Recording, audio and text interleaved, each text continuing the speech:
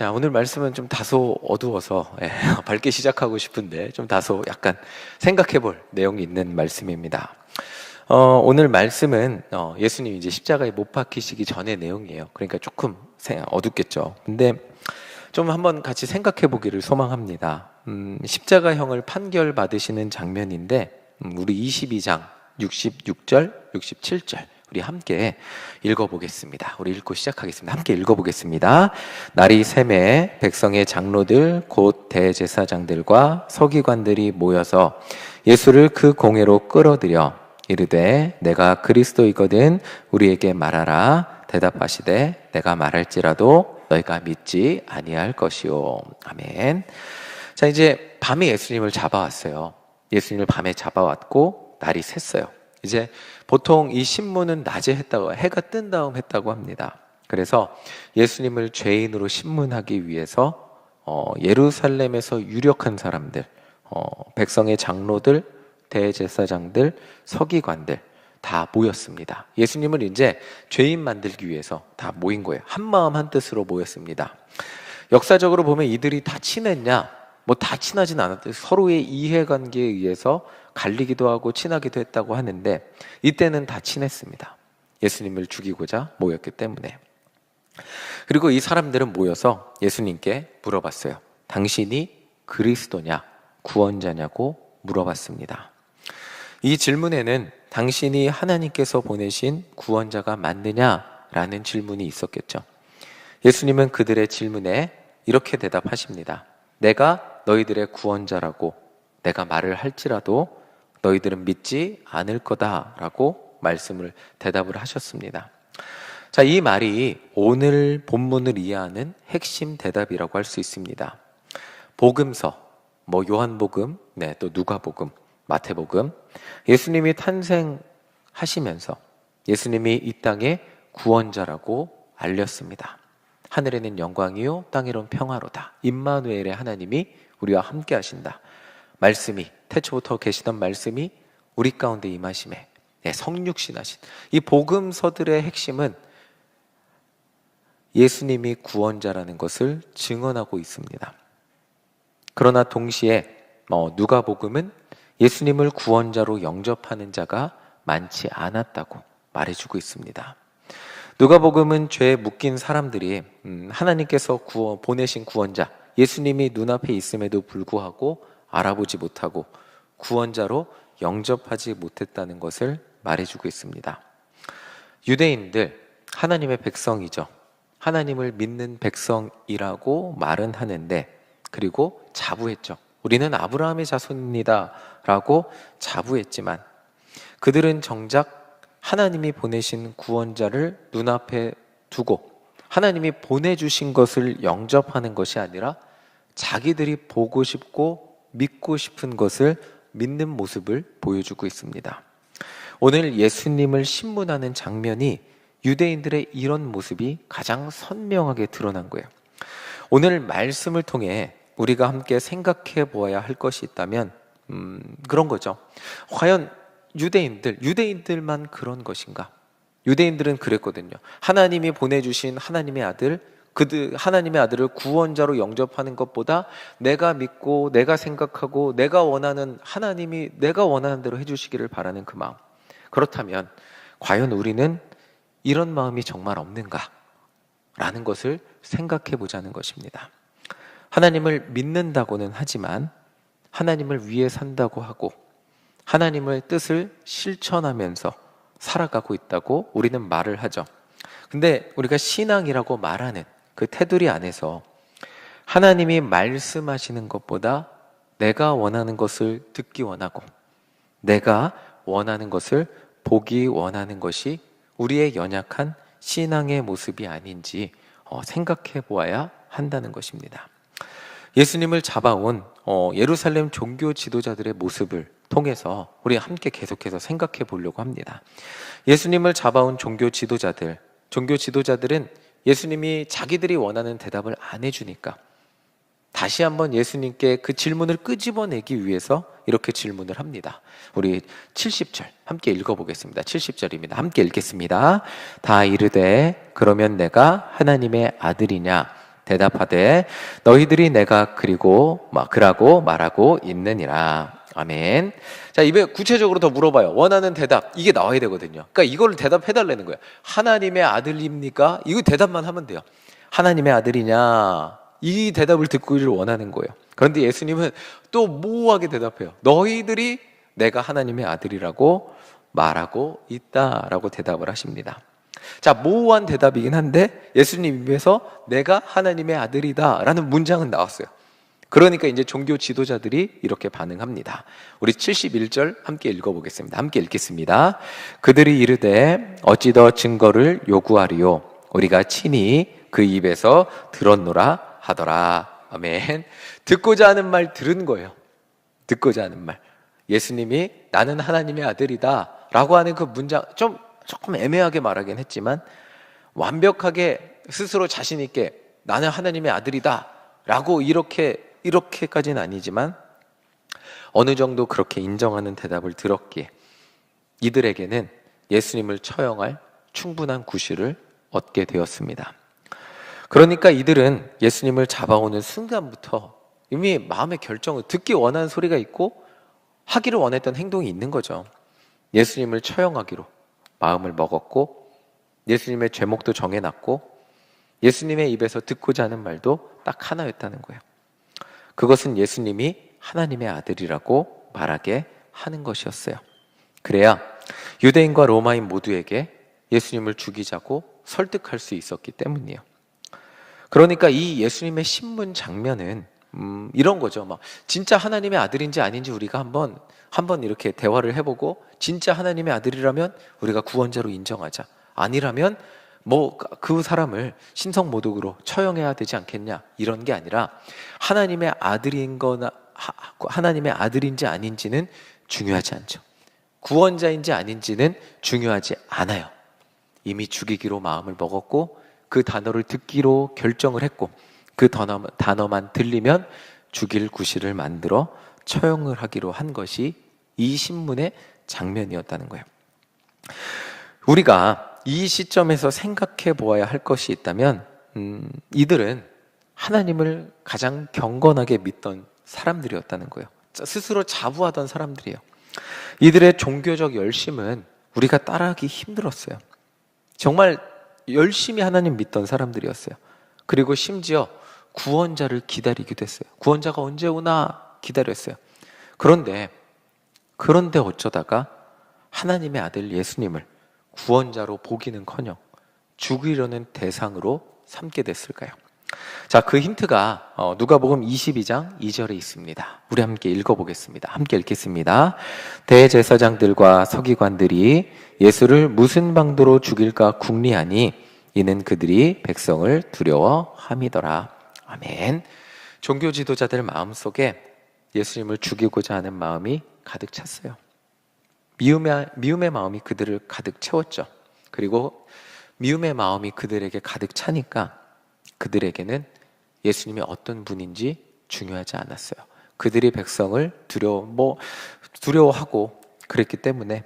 근데 이 백성들이 예수님을 따르고 좋아하기 시작하니까 이 종교 지도자들의 마음 가운데에는 이러다가 백성들이 예수님을 더 따르면 어떡하지 하는 질투의 마음이 생기고 그 질투의 마음이 미움의 마음이 되어서 예수님이 사라져야 하는 상황까지 생겼습니다. 그들에게는 이제 예수님을 죽일 방법이 필요했죠.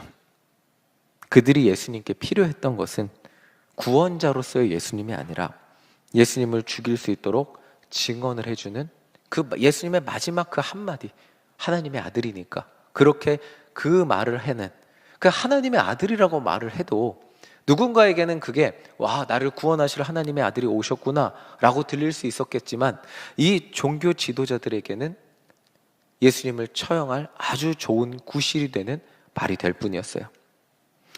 종교 지도자들의 마음속에 예수님을 향한 미움이 그들의 마음을 가득 채우니까 그들의 마음속에 예수님을 죽이고자 하는 생각이 가득 자리 잡으니까 그들은 다른 소리, 그리고 하나님의 아들이라고 한데 그 하나님의 아들이라고 한 그 메시지를 들을 수 없는 사람이 되어버렸습니다. 그 마음을 가득 채우게 되니까 하나님의 아들이 눈앞에 계셔서 하나님의 아들이 있음에도 불구하고 볼 수 없는 사람들이 되어버렸죠. 과연 종교 지도자들만 그럴까요? 오늘 우리도 하나님을 사랑한다고 하죠. 이웃을 사랑한다고 하죠. 네, 방금 전에 우리 하셨죠. 주님의 이름으로 사랑합니다. 그렇죠? 사랑하시죠. 사랑한다고 하는데 여전히 우리 마음속에 우리도 누군가를 향한 미움과 싸우고 있습니다. 뭐 지금이야 웃을 때야 다 좋죠. 우리는 그렇죠? 웃으면 다 좋고 사랑스럽고 한데 한번 하나님을 믿는다고 하지만 구원받았다고 하지만 여러분들 마음 가운데 미움이 나의 마음을 사로잡는 순간이 찾아온다면 나도 나를 제어하지 못하는 그 미움의 감정이 나를 완전히 사로잡아서 나도 나를 제어하지 못하는 그런 순간들이 우리는 어렵지 않게 경험하는 것을 우리는 알 수 있습니다. 미움이 우리의 마음을 사로잡았을 때, 아니 이렇게 표현하고 싶네요. 미움에 사로잡혔을 때, 나도 그 미움이라는 감정을 스스로 제어하지 못할 때, 그때 다른 사람의 어떤 소리가 내 귀에 들리지 않는 상황이 되어 그렇게 미움이라는 감정에 어떻게 스스로 제어할 수 없는 그런 상황이 되어버리기도 합니다. 심지어 하나님의 말씀조차 우리의 그 미움에 견고해진 그 마음을 뚫지 못하는, 아무리 기도해도 뚫어지지 않고 아무리 찬양해도 뚫어지지 않고 아무리 예배드려도 뚫어지지 않는 그런 상황을 우리는 경험하기도 합니다. 그때 우리에게 보이는 거 딱 한 가지죠. 단 한 가지. 너무너무 미운 그 사람을 더 많이 미워할 이유밖에 보이지 않는 것을 우리는 경험하게 됩니다. 너무너무 미운데 보기만 하면 더 미워요. 그 사람을 어떻게든 사랑하려고, 내가 극복을 하려고 막 안타까워하고 이래야 되는데 내 마음이 그 미움이라는 소용돌이의 태풍에 휩싸였을 때는 그것이 감당이 안 되는 우리의 모습을 보게 됩니다. 그런데 여기 한 가지 더 안타까운 게 있어요. 오늘 말씀에 더 안타까운 게 있다면 그것이 뭐냐면, 인간이라는 존재는 누군가를 혼자 미워하고 끝나지 않아요. 나 혼자 너무 미워요. 누군가가 너무 믿고 너무 그 사람이 없었으면 좋겠고, 이 종교 지도자들에게는 예수라는 사람이 그런 존재였거든요. 없었으면 좋겠고 죽었으면 좋겠고 사라졌으면 좋겠고 너무 미운데, 근데 혼자 미워하고 끝나지 않아요. 다른 사람에게도 찾아가서 저 사람 얼마나 나쁜지 아냐고 비방하고 함께 미워하자고, 미워해달라고 나의 논리를 설득하고 함께 미워하자고 이야기하는 존재가 인간이라는 거죠. 너무 좀 악한 모습이지만 죄에 묶여 사는 인간의 연약한 모습, 그 연약한 모습이기도 합니다. 예수님을 죽일 수 있는 방법을 찾은 이제 종교 지도자를 들었잖아요. 하나님의 아들이라는 얘기를 들었으니까 이제 빌라도를 찾아가요. 그리고 빌라도에게 찾아가서, 사실 사법적 권한은 빌라도에게 있기 때문에 빌라도를 설득해서 함께 미워하자고, 함께 죽이자고 이야기하는 거예요. 자, 누가복음 23장 1절 2절 함께 읽어보겠습니다. 우리 함께 읽겠습니다. 무리가 다 일어나 예수를 빌라도에게 끌고 가서 고발하여 이르되, 우리가 이 사람을 보매 우리 백성을 미혹하고 가이사에게 세금 바치는 것을 금하며 자칭왕 그리스도라 하더이다 하니. 아멘. 자, 이 종교 지도자들이 예수라는 사람을 예수님을 끌고 가서 빌라도에게 이렇게 얘기한 거예요. 예수라는 사람을 죽여야 될 이유가 세 가지가 있어요. 그러니까 내가 저 사람을 미워하는 이유는 세 가지가 있어. 얼마나 나쁜 사람인지 알아? 우리도 가서 누군가에게 찾아 그러잖아요. 저 사람 얼마나 나쁜 사람인지 알아? 나는 그렇게 미워하려고 안 했는데 미워하는 이유가 세 가지야. 이렇게 설명하는 거예요. 그 세 가지: 백성을 미혹하고 가이사에게 세금 바치는 것을 금하며 자칭왕 그리스도라고 말하는 거예요. 자, 백성을 미혹하는 것, 이 빌라도에게 가장 큰 임무는 로마 총독이잖아요. 그 땅이 평안한 거예요. 근데 미혹하면 사람들이 동요하겠죠. 그러니까 당신이 다스리는 땅에 뭔가 이 동요함이 일어납니다 라고 설명을 하는 거고요. 두 번째는 로마 총독이잖아요, 빌라도가. 그런데 그 종교 지도자들이 예수라는 사람은 가이사에게 세금 바치는 것을 반대했습니다 라고 설득하는 거예요. 그런데 우리 성경 다 알고 있죠. 예수님이 세금 바치는 것을 반대했어요, 찬성했어요? 가이사의 것은? 하나님의 것은? 그렇게 말씀했는데 지금 예수님의 발언을 왜곡했어요. 지금 이 한 사람을 미워하고 죽이려고 하니까 이 사람이 말한 것을 교묘하게 왜곡해서 죽일 이유를 만들어내는 거예요. 그리고 세 번째, 자칭 왕 그리스도야. 너희들이 나에게 그렇게 말한다고 하는데 지금 이 종교 지도자들은 자칭 왕 그리스도다 라고 예수님의 말을 아주 조금씩 왜곡하고 교묘하게 바꿔서 예수님을 죽여야 될 대상으로 요즘 말로 프레이밍하고 있는 거죠.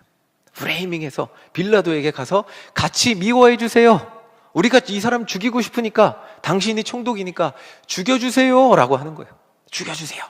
자, 이게 인간의 참 안타까운 모습이죠. 우리만 미워하고, 그럼 종교적으로 예수님을 그냥 멀리하고 예루살렘에 오지 말라 그러고 성전 출입권을 박탈하든지 뭐 종교적 하면 되겠는데, 그것으로 끝나지 않는 거예요. 예수라는 존재를 미워하기 시작하니까 이 땅에서 죽여야 될 이유만 보이니까 로마 총독에게까지 데리고 가서 죽여야 될 이유를 만들고 함께 죽이자고 설득하고 있는 것이 종교 지도자들의 모습이에요. 너무나 안타깝죠. 자, 너무나 안타깝지만 저는 이 설교를 준비하면서 과연 이 종교 지도자들만 나쁜 사람일까? 계속 저의 모습, 그리고 우리의 모습을 계속 묵상해 보게 되었습니다. 내가 누군가를 미워한다면 나는 정상인데 저 사람이 미운 이유를 자꾸 상대방에게 설명하고 설득하고, 그치 너도 겪어보니까 저 사람 나쁘지 라고 함께 미워해 주길 바라는 저의 인간적인 마음과 모습이 계속해서 생각났기 때문입니다. 같이 미워하자고 빌라도에게 찾아와서 같이 죽여달라고 하는 그 모습, 저 사람이 얼마나 나쁜 사람인지 아냐고 하면서 저 사람을 함께 미워하자고 내 편이 돼달라고 하는 그 인간의 모습이 계속해서 저 종교 지도자들만이 아니라 우리의 모습일 수 있겠구나 하는 생각을 계속 해보게 되었습니다. 하나님을 믿는다고 하는데 왜 우리는 여전히 이 연약함 가운데 자유롭지 못하고 누군가를 계속 미워해야 될까? 그리고 왜 나 혼자 미워하지 못하고 함께 미워하자고 할까? 자, 이런 생각들 가운데 빌라도의 모습을 보았습니다. 우리 13절, 14절 함께 읽어보겠습니다. 우리 함께 읽겠습니다. 빌라도가 대제사장들과 관리들과 백성을 불러 모으고 이르되 너희가 이 사람이 백성을 미혹하는 자라 하여 내게 끌고 왔도다. 보라, 내가 너희 앞에서 신문하였으되 너희가 고발하는 일에 대하여 이 사람에게서 죄를 찾지 못하였고. 아멘. 그래도 이 빌라도는 좀 합리적인 사람이었던 것 같아요. 빌라도가 14절 끝에 뭐라고요? 이 사람에 대하여 죄를 찾지 못했다고 말하고 있습니다. 종교 지도자들은 예수님의 존재가 상당히 위협적이었어요. 예수님이 자꾸 기적도 일으키고 종교 지도자들의 가르침보다 예수님의 가르침을 사람들이 따르니까 훨씬 그 종교 지도자들에게는 위협적이었는데 빌라도에게는 그 위협적인 모습이 별로 위협적이지 않았겠죠. 빌라도에게는 예수님의 존재가 전혀 불편할 이유가 없었습니다. 그러니까 냉정하게 볼 때, 객관적으로 볼 때 빌라도가 볼 때는 예수님이 죽을 이유가 아무것도 없는 그런 사람으로 보였습니다. 그저 유대 종교 지도자들에게 미움받는 사람이었죠. 그래서 죄를 찾지 못했다고 그냥 때리고 풀어주겠다고 타협안을 제시합니다. 그래서 자료를 찾아보니까 죄가 없는데 때리는 것도 불법이래요, 로마의 법에. 그런데 그냥 사람들이 고발을 했으니까 그냥 때리고 풀어주는데, 그 때리는 것도 채찍으로 때리는데, 전에 담임 목사님 설교하실 때 보여주신 것 같아요. 그 로마의 채찍은 갈고리가 달렸잖아요. 그걸로 이렇게 살점을 뜯어내면서 그걸로 때리고, 그러니까 거의 반 죽어가는 정도의, 그것도 엄청난 처형이었다 그래요. 그 정도로 처형하고 풀어준다고 하는데, 그런데 빌라도가 3번이나 종교 지도자들 그리고 백성들에게 그렇게 나는 죄를 찾지 못하니까 그냥 때리고 풀어줄게, 그냥 반 정도만 죽이고 풀어줄게 라고 했는데, 이 유대 종교 지도자들, 백성들이 정말 무슨 원수를 졌는지 이렇게 대답을 합니다. 우리 23절 함께 읽어보겠습니다. 23절입니다. 함께 읽겠습니다.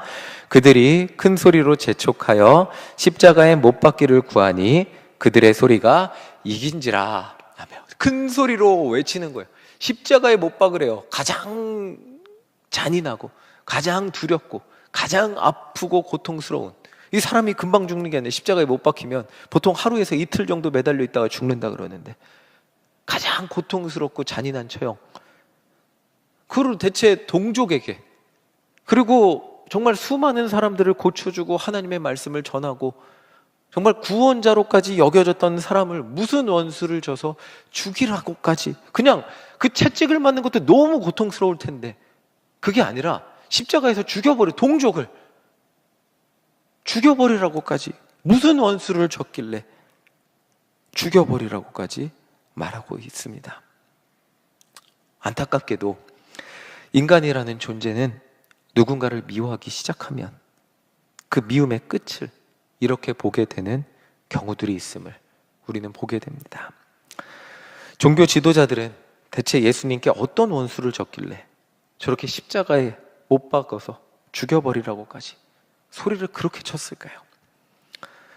이것이 죄인인 인간이라는 존재의 미움의 끝이라는 것을 적나라하게 오늘 말씀은 보여주고 있습니다. 미움이 우리의 마음을 사로잡는다면 그 끝은 상대방의 멸망이 되어야, 그 멸망을 시켜버리고자 하는 그 우리의 열망이 정말 십자가에 못 박으라고 소리치는 그 인간의 모습이라는 것을 보게 됩니다. 예수님은 그렇게 종교 지도자들과 예루살렘에 모인 백성들의 그 미움과 증오를 안고 십자가의 길을 가신 거예요. 오늘 설교를 준비하면서 많은 것을 묵상해 보게 되었습니다. 하나님의 자녀로 살잖아요. 우리는 구원받았다고 하고 사랑해야 한다고 예배 시간에 항상 주님의 이름으로 사랑한다고 하는데, 여전히 인간의 미움과 증오로부터 자유롭지 못했던 저의 모습, 그리고 또 우리의 모습을 돌이켜보게 되었습니다. 그리고 저 십자가를 바라보게 됐습니다. 내 마음에 희망이 있을까? 목사인 내 마음에 희망이 있을까?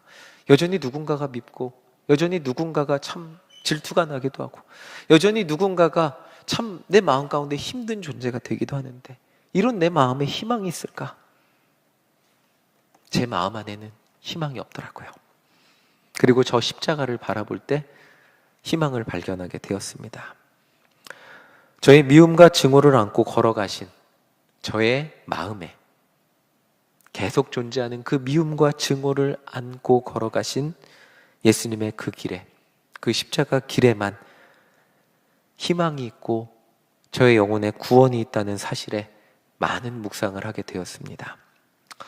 오늘 우리의 마음을 한번 돌이켜보기를, 내 마음을 한번 솔직하게 살펴보시기를 소망합니다. 나는 누군가가 밉지 않아. 나는 그냥 모두가 사랑스러워. 그렇다면 너무 감사하게 살 수 있겠죠. 그런데 여전히 무언가를 향해 밉고, 여전히 무언가를 향해 해결되지 않고, 여전히 예수님을 믿는다고 하지만 내 안에서 스스로 해결할 수 없는 마음의 어려움이 있다면, 우리의 마음을 보면서 희망을 찾으려고 하지 마시고 나를 위해 그 우리의 어두움을 짊어지고 그 길을 걸어가신 예수님의 십자가를 바라보며 희망을 발견하는 여러분들이 되시기를 간절히 소망합니다. 하나님의 자녀로 살면서 예수님을 믿는다고 하면서 종교 지도자들과 다를 바 없이 정말 누군가를 미워했던 우리의 모습을 돌이키며 저 십자가를 오늘 바라보시기를 소망합니다. 우리는 여전히 죄인된 모습에, 그 해결되지 않는 그 마음의 죄악의 늪 가운데 살아가고 있지만, 예수님은 우리의 이 모든 죄를 짊어지고 십자가의 길을 걸어가셨습니다. 그리고 우리의 희망이 되어주셨고 구원의 소망이 되어주셨습니다. 그리고 우리의 미움과 증오, 아픔과 눈물을 해결할 유일한 길을 열어주셨습니다. 나는 길이요 진리요 생명이니. 오늘 예수님의 십자가 앞에 여전히 우리 마음에 존재하는 그 해결되지 않는 인간의 죄악과 불편함, 미움과 증오, 해결되지 않는 그 마음들 십자가 앞에 내려놓고 예수님의 말씀, 수고하고 무거운 짐진 자들아 다 내게로 오라. 내가 너희를 쉬게 하리라. 이 모든 우리의 죄악된 마음들을 내려놓고 하나님이 주시는 평안함으로 예수님을 만나고 성령님과 함께 기도하고 돌아가는 우리 모두가 되시기를 간절히 소망합니다. 아멘.